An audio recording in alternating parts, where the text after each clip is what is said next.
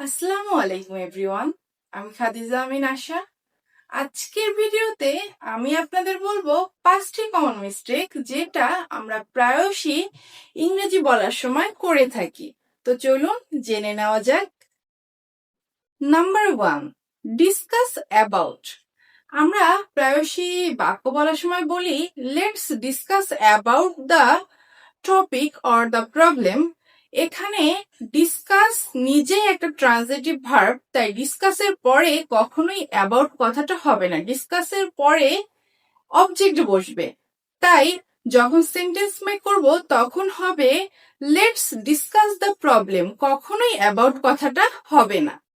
Number 2, return back. Return অর্থ ফিরে আসা বা ফেরত দেওয়া।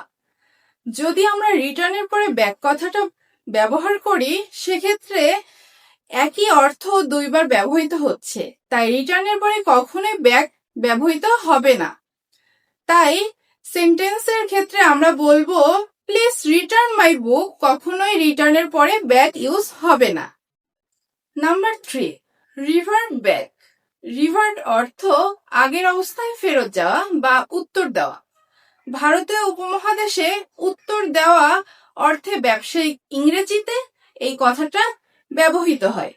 তো আমরা কখনোই রিভার্টের পরে ব্যাক কথাটা ইউজ করব না, কারণ যদি আমরা রিভার্টের পরে ব্যাক কথাটা ইউজ করি তাহলে একই অর্থ দুইবার ব্যবহৃত হচ্ছে।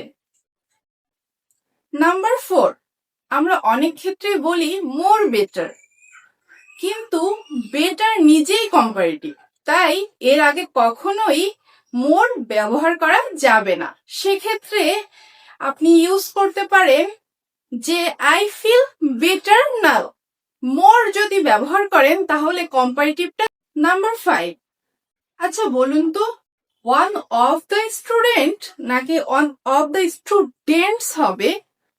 আমরা প্রায়শই এই ভুলটা করি যে ওয়ান অফ দ্যার পরে নাউনটাকে সিঙ্গুলার বসাই, কিন্তু ওয়ান অফ দা এর পরে নাউনটা প্লুরাল হবে। এর কারণটা হচ্ছে ওয়ান মানে হলো একজন, কিন্তু অন অফ দা মানে একটি দলের মধ্যে একজন, তাই অবশ্যই আপনার নাউনটি প্লুরাল হবে। সেক্ষেত্রে সেন্টেন্সটা হতে পারে she is on of the students in our class. Students, not student.